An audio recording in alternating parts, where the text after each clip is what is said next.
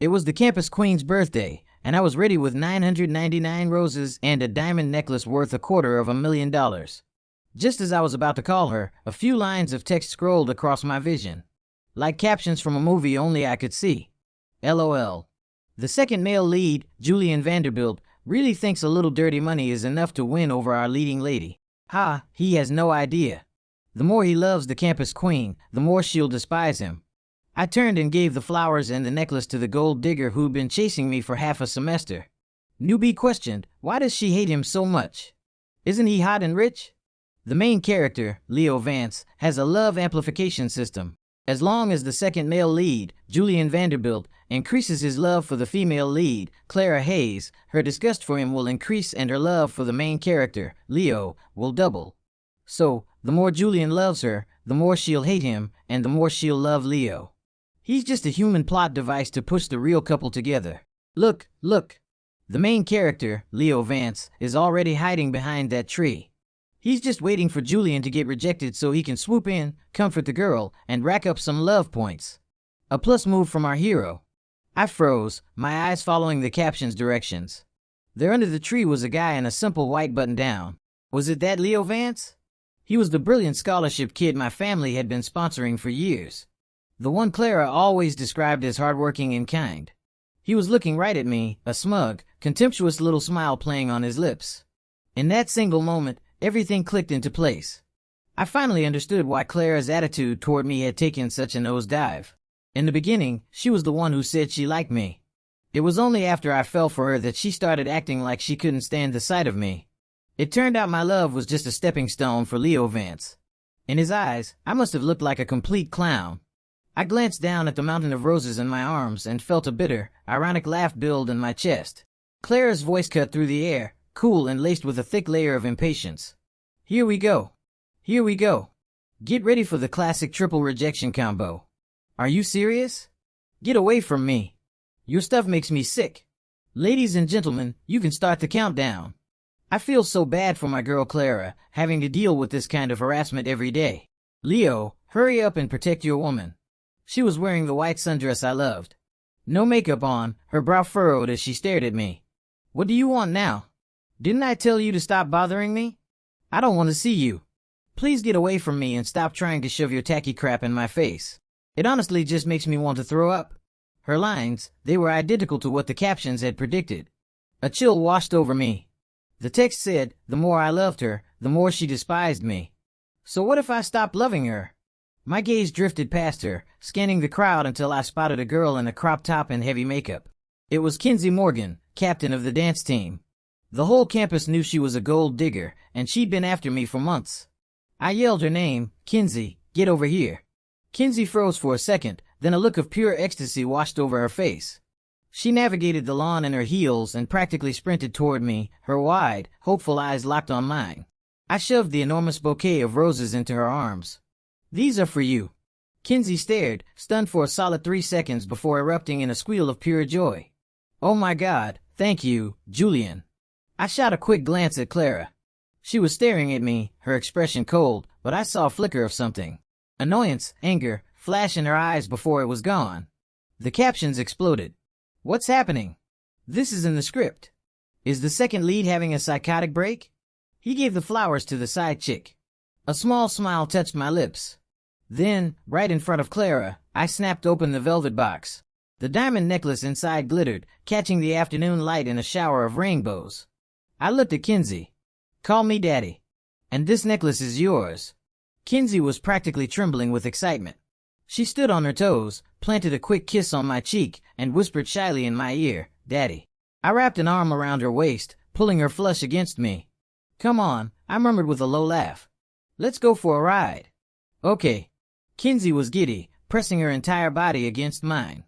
I held her close as we walked away, and not once, from beginning to end, did I give Clara Hayes another glance. By now, the text scrolling in my vision had lost its mind. It said the script is broken. Writer, get in here. Did you change the plot?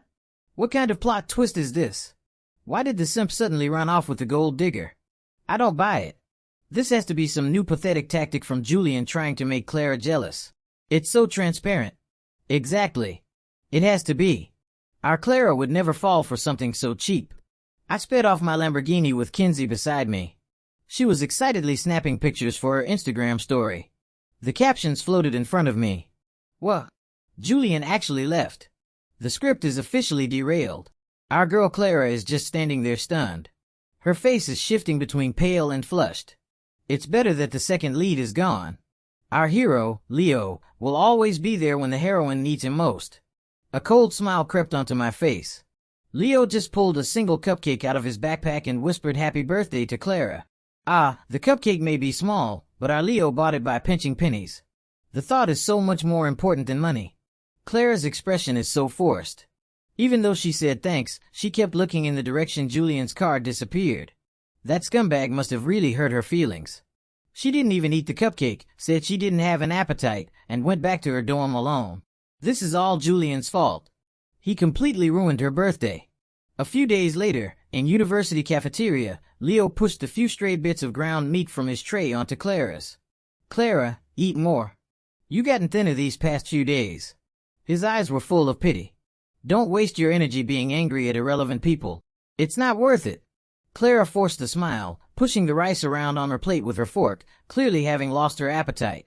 Just then, a shriek of excitement came from a nearby table of girls. Oh my God, look at Kinsey Morgan's Instagram. She and Julian are at Aura. You mean a place that's like $1,000 a person and you have to book 3 months in advance? The 3-star Michelin one. This photo is gorgeous. Holy crap, that tomahawk steak is bigger than my face. Clara's hand froze. Almost unconsciously, she unlocked her phone and opened the app she hadn't looked at in 3 days. Instagram. She saw Kinsey wearing glamorous makeup, smiling brilliantly for the camera. Around her neck, refracting the light into a blinding glare, was the $250,000 diamond necklace that should have been hers. She saw another photo of Kinsey nestled in my lap, lovingly feeding me a piece of steak. The caption was a dagger to the heart. Daddy says he loves it when I cut a steak for him. Below was a long stream of likes and comments. It felt like half the school was fawning over it. The word daddy felt like 2 poison needles stabbing into Clara's eyes. She looked down at the bland vegetables and tofu on her own tray. An indescribable wave of bitterness and humiliation surged up from the pit of her stomach. The rice in her mouth suddenly tasted like wax. That scumbag and his trashy girlfriend are going too far. They made Clara's face go completely pale. She can barely hold her chopsticks. Hearing the commotion, Leo frowned. A flash of annoyance and contempt in his eyes. Noticing the look on Clara's face, he tried to comfort her. Clara, ignore them. They're such shallow people. What's so great about all that flashy vanity they build with money? We're different from them. Our happiness is built on shared ideals and a spiritual connection. 3 days ago, those words might have worked on Clara, but right now they sounded incredibly grating to her ears. It's easy for you to be dismissive, she thought, because you could never provide it anyway. For the first time, she didn't agree with him. Instead, she put her chopsticks down with a clatter. Her voice tinged with a resentment she didn't even realize was there. I'm full. With that, she stood up and, ignoring Leo's stunned calls, walked straight out of the noisy cafeteria. She ended up on the athletic field alone. The evening breeze was cool against her skin, but it did nothing to dispel the agitated heat in her chest. Her mind was stuck on a loop, replaying the image of Kinsey curled up in my lap, feeding me steak. She suddenly remembered all the times I had asked her out to high-end restaurants. She had rejected every single invitation, always saying she didn't like those kinds of places. At the time, she thought she was being noble above it all. But now, she realized it wasn't that she didn't like it. She was just used to rejecting me. She was used to enjoying my pursuit while simultaneously looking down on my tacky methods. But now that all of it was being given to someone else, now that the fireworks that once exploded only for her were lighting up another girl's sky, she felt a bone-deep sense of loss and injustice. The captions were flying across my vision. The second lead is such provoking our Clara like this. He's doing it on purpose. I told you if he can't have her, he wants to destroy her. Using these vulgar displays of wealth to hurt her. It's disgusting. My poor Clara. She's just not used to this yet. Leo, go comfort her. See, the second lead is still in love with her. Otherwise, why would he use such a childish method to get her attention? It's pathetic. This twisted kind of love. Exactly. The more he acts out like this, the more it proves he can't let her go. Our goddess Clara is irresistible. I glanced at the self-deceiving captions, then turned off my phone and popped the last piece of steak into my mouth. It was delicious. Later, Clara and Leo were in a cold war for 2 days. Leo finally used his scholarship money to buy Clara a $20 silver necklace she'd been eyeing for a while, which was enough to win her back. Seeing a screen full of comments like, "Our hero is so sweet, and this is what real simple love looks like," I almost laughed out loud. I offer her a $250,000 diamond necklace and she calls it tacky with a disgusted look on her face. A week later on Kinsey's birthday, I was driving her to dinner when I saw 2 familiar figures standing next to a beat-up electric scooter on the side of the road. Leo was crouched down, sweating, tinkering with the scooter, his hands covered in black grease. Beside him stood Clara, looking utterly annoyed. A noticeable smudge of grime stained the hem of her clean white dress. Oh no, what bad luck. Why did the scooter have to break down now? Ah, our poor Clara's feet must be getting tired from standing so long. It's fine. This is just a cute, romantic little hiccup for our main couple. This gives our hero a chance to give the heroine a foot massage. Hearing the low rumble of my Lamborghini, Clara instinctively looked over. Kinsey giggled, deliberately leaning out the window and waving at them, her voice sickeningly sweet. Hey, Leo, the genius, and Clara, the campus queen. Are you two trying out the simple life? Need a ride? Leo shot to his feet. His face beat red as he glared at me. Julian, Kinsey, don't you go too far. I didn't even bother to look at him. I hit the gas and left them in the dust. In the rearview mirror, I saw her frozen in place, staring intently at my departing car. Jerk. He obviously drove by just to humiliate them. So disgusting. What's so great about a stupid car? Our Clara doesn't care about that stuff. Exactly. She's just grossed out by his behavior. The one she loves will always be Leo. Is that so? I didn't think so. At the apex of the Summit restaurant, I threw Kinsey the most extravagant birthday party imaginable. I didn't deliberately publicize it, but the trust fund kids and socialites I invited had already broadcast the entire lavish affair to every corner of the campus through their Instagram stories. The captions in front of me refreshed nonstop. I'm blind. This is a birthday party. A 6-foot-tall cake. Clara's little cupcake was a complete joke. Oh my God. Clara is watching a live feed. Her roommate is watching and she's standing right next to her. Her face is as white as a sheet. The main couple is fighting. It's over. It's over. The ship has officially sunk. Leo was left speechless and she hung up on him. The heroine is crying.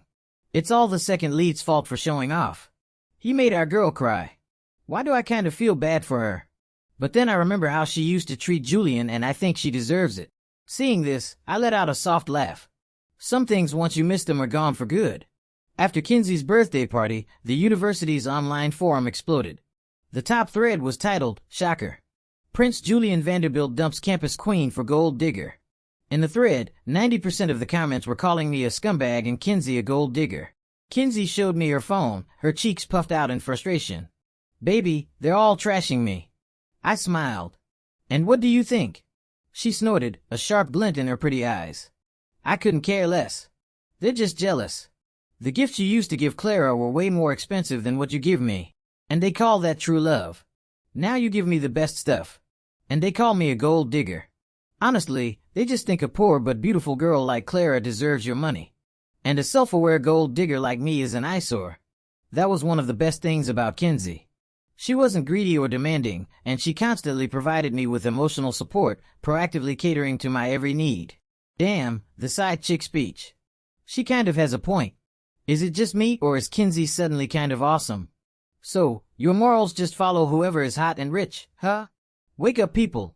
A few days later in the library, I was sitting with Kinsey studying when Clara slammed a book down on our table with a loud bang. She glared at me. Julian, do you really have to be like this? I looked up, my gaze lazy. Is there a problem, Miss Hayes? Don't play dumb, she said, pointing a finger at me, her voice laced with fury. Do you think doing all this will make me care? You're just proving how cheap and empty you are. This method of getting attention is truly pathetic. The text in my vision was even more agitated than she was. Clara, you tell him, destroy that scumbag. He's definitely still trying to get her attention. I knew it. The second lead's love is just that twisted. I gently stroked the back of Kinsey's hand and chuckled. Clara, are you maybe taking yourself a little too seriously? When I wanted you, you were everything. Now that I don't, you're less than nothing. The color drained from her face instantly. She turned and ran away, tears streaming down her cheeks. Hiding behind a nearby bookshelf, Leo Vance stared at me, his eyes filled with a venomous hatred. For once, the caption showed a rare spark of humor. Warning, warning. Main character's malice value towards second male lead is rising. Prepare for annihilation. Haha, he's rattled. After I stopped chasing Clara, Leo's love amplification system seemed to malfunction. With my affection completely redirected, Clara's fondness for him not only stopped growing, but actually began to decrease. Their arguments became more and more frequent. I thought Leo might back off, but I had underestimated the depravity of a petty man. That night, I had just closed a business deal and was heading home. Suddenly, a few lines of text exploded in front of my eyes. Leo has lost his mind. He hired those tiny thugs. He's going to destroy Kinsey. He told them to corner Kinsey in that unmonitored alley outside the North Gate. He wants him to take naked pictures of her to ruin her reputation. That's so evil. If she gets exposed like that, a rich guy from a prominent family like Julian would definitely dump her in a heartbeat. What kind of human being comes up with a plan like that? He's a monster. Wait, the hero turned into the villain. Author, did your account get hacked? This is not the plot I remember. I slammed my foot on the gas, yanked the wheel, and the car screeched in a U-turn, rocketing toward the North Gate. I skidded to a halt at the mouth of the alley. The second I jumped out of the car and ran in, I heard the sleazy laughter of several men mixed with Kinsey's terrified screams. Yo, boss, this chick is hot. Even better than her pictures. Don't scream, little lady. No one's going to hear you. Just as their filthy hands were about to rip Kinsey's clothes, I crashed into them. With a sickening thud, the bleach-blonde creep in the front went down, clutching his head and howling in pain. The other two spun around in shock, but before they could even register my face, my fist, wrapped in fury, smashed into theirs. The sharp crack of bone breaking echoed eerily in the silent alley. A few minutes later, the only things left were 3 heaps of garbage groaning on the pavement. Kinsey threw herself into my arms, sobbing uncontrollably. I took off my jacket and draped it over her trembling shoulders. It's okay, I murmured. I've got you. Don't be afraid. Just then, Leo and Clara appeared at the entrance to the alley. Julian, what are you doing here? What happened? His words died in his throat as he took in the scene. A flash of anger, the rage of a failed plan crossed his face before he expertly masked it. He hurried over, finding shock as he looked at Kinsey, who was shaking in my arms. Oh my God, Kinsey, are you okay? These guys are unbelievable doing something like this so close to campus. Clara followed him in, her expression complex as her eyes landed on my arm, held tightly around Kinsey. Her lips parted, but she said nothing. Leo continued, Don't worry, Kinsey. Only the 4 of us know you were assaulted. For the sake of your reputation, we won't tell anyone. Then he turned to me. Julian, I know you care about Kinsey. Don't worry. As long as we keep quiet, your family will never know she was violated, and they won't object to you two being together. Damn.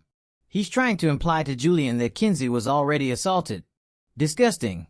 He wants Julian to be the one to dump her. Hearing him repeat the words assaulted and violated, I spun around and slapped him across the face so hard that blood trickled from the corner of his mouth. Annoying little insect. Shut your mouth. Without another word, I swept Kinsey up into my arms. She let out a small gasp, wrapping her arms tightly around my neck and burying her face in my chest. We're going home. Why, yes, so satisfying. That slap was epic.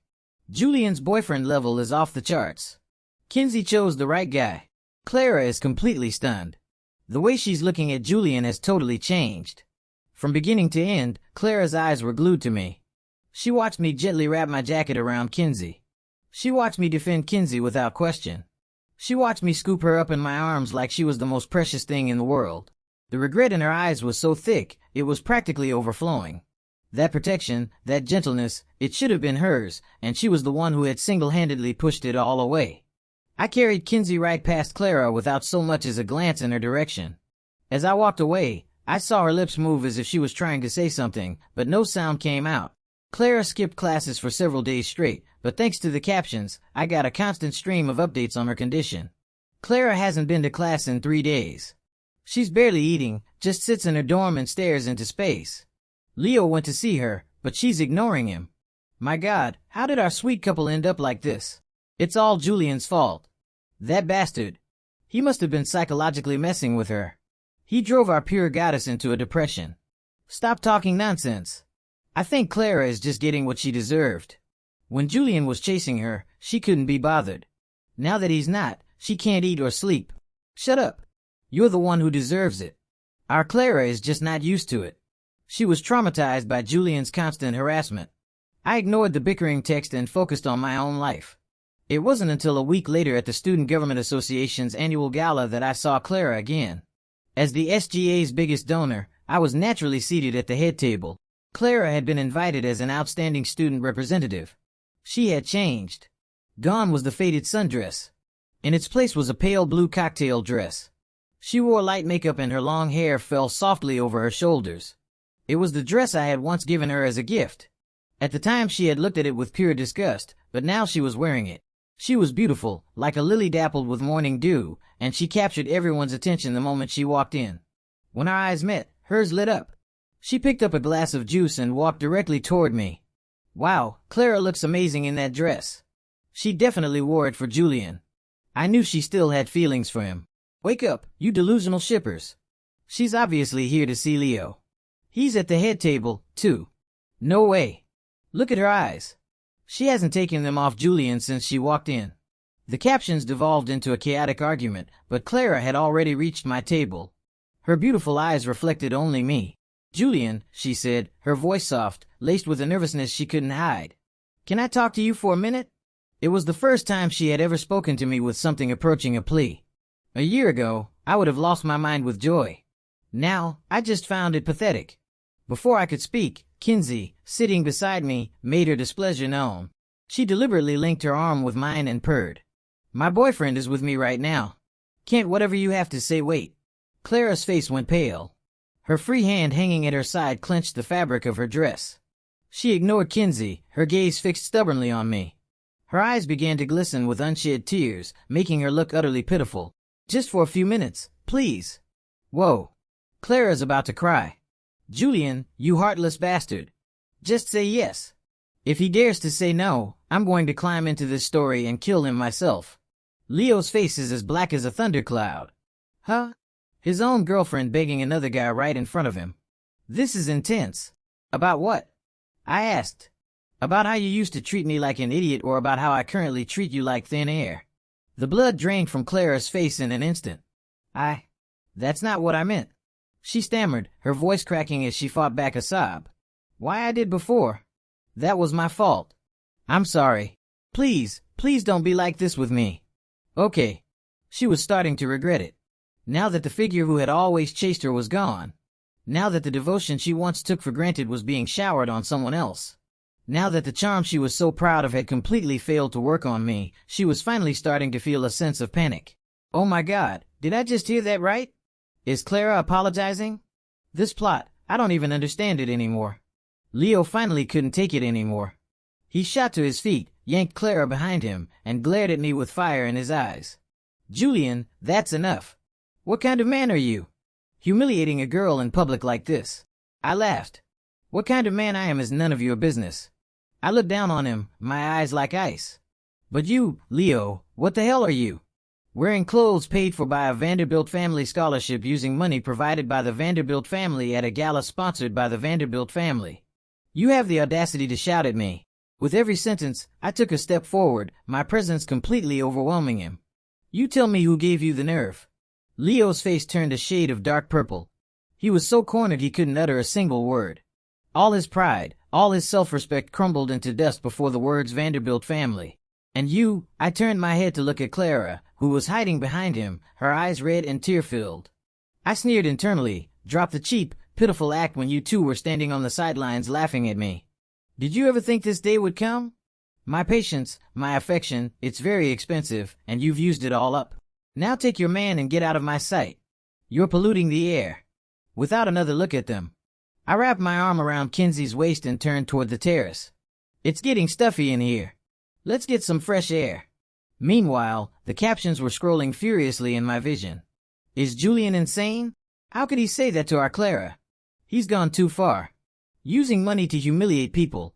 The ugly face of a capitalist. I feel so bad for Leo having his deepest insecurities exposed in public like that. My poor Clara. She already apologized. Why does Julian have to be so aggressive? He was never like this before. He's just a possessive psycho who wants to destroy what he can't have. He's terrifying. Clara, run. I mean, not to be that person. But isn't everything Julian said true? When he was being treated like a circus monkey, none of you seemed to feel bad for him. If your moral compass is that broken, just shut up. Our Clara and Leo are the victims here. After the gala, Clara locked herself in her dorm room. Oh my God, what is Clara doing? She just pulled that dusty box out from under her bed. I swear. Isn't that the stuff Julian used to give her? I thought she said she threw it all away. She kept it. She's crying. She's hugging that little teddy bear Julian gave her and just sobbing her heart out. Is she losing it? She's scrolling through her phone, reading all the old messages Julian sent her one by one, crying as she reads. Leo is knocking on her door, but she's completely ignoring him. She turned her phone volume all the way up and is listening to Julian's old voicemails on a loop. I think she actually regrets it. But what's the point now? Julian is done with her. I watched the text scroll by, feeling nothing. You reap what you sow. On the day final grades were posted, a massive crowd gathered in front of the university's main bulletin board. I had just parked my car when I saw Clara. She was squeezed into the crowd. And when she saw the string of bright red FS next to her name, her body swayed and she nearly collapsed. For someone whose academic performance was her only source of pride, it was a devastating blow. She turned away looking completely lost. And then she saw me. She ran completely reckless and threw herself in front of my car, blocking my path with her outstretched arms. She was wearing that white sundress, the one I used to love most. Students all around us stopped, pointing and whispering. I stared at her, my face a mask of indifference, not even bothering to roll down the window. What is she doing? Please don't tell me she's going to do something stupid. Poor Clara. She must have hit rock bottom to go to Julian like this. Julian is a monster. Look at that cold expression. He's definitely going to humiliate her again. Then, with a soft thud, she dropped to her knees in front of my car. The text in my vision was instantly flooded with a tidal wave of shock. And she knelt on the asphalt, her tear-streaked face tilted up toward me, her voice weak and pleading. Julian, I'm begging you. Please stop torturing me. It was all my fault before. I was out of my mind. I was so blind. I shouldn't have trampled on your feelings. I shouldn't have enjoyed everything you did for me while getting close to Leo. I was wrong. I know I was wrong. As she spoke, she raised her hand and began to slap her own face hard. The crisp, loud sounds echoed in the quiet parking lot. I'm begging you. Please come back. Treat me like you used to, please. If you come back, I'll do anything you want. I'll never be cold to you again. I'll never see Leo again. Her cries were heart-wrenching. Clara, what are you doing? Get up. Leo, looking like a man possessed, burst from the crowd and tried to pull her to her feet. But this time, Clara used every ounce of her strength to violently shove his hand away. Get off me, she shrieked at him. It's you. This is all your fault. If it weren't for you, Julian wouldn't have left me. Get away from me. Leo stumbled backward, an expression of pure disbelief on his face. That face, which always wore a gentle smile, was now a mask of shock and pain. He probably never imagined that the girl who once looked at him with nothing but adoration would now be staring at him with such venomous hatred. Oh my God, the drama of the year. The main couple is imploding in public. It's over. It's all over. Clara is really in love with Julian now. I rolled down my window. As Clara looked at me with a desperate, hopeful gaze, I spoke calmly. Clara, I don't love you anymore. After I drove away, Clara collapsed and was taken to the campus clinic. When she woke up, she asked to see Leo. On the roof of the engineering building, Clara's face was a twisted mask of rage. Leo, you ruined my life. You were the one who made me treat his love like garbage. You were the one who let me shamelessly enjoy his kindness while looking down on him as a person. You were the one who made me miss out on the only person who ever truly cared for me. You turned me into this pathetic, laughable wretch that even I can't stand to look at. Her voice grew louder and more frantic until it became a piercing shriek. She pulled out a small paring knife. With all her strength, she plunged a gleaming blade into his stomach. Once, twice, 3 times. She was like a machine, mindlessly repeating the motion as blood splattered across her face and clothes. Leo's eyes were wide with disbelief until the moment he died. He couldn't understand why the girl who once loved him so completely would attack him with such ferocity. He crumpled to the ground, his body twitching on the cold concrete before finally going still. Clara dropped the knife. She stared blankly at her blood-soaked hands and then she smiled. As she smiled, tears streamed down her face. The sound of sirens soon filled the campus. Clara didn't run. She just sat there next to Leo's body and allowed the police to snap the cold steel handcuffs around her wrists. As they led her away, she sent me one last text message. "Julian, I'm sorry. If there's a next life, I promise I'll love you right." Leo was dead.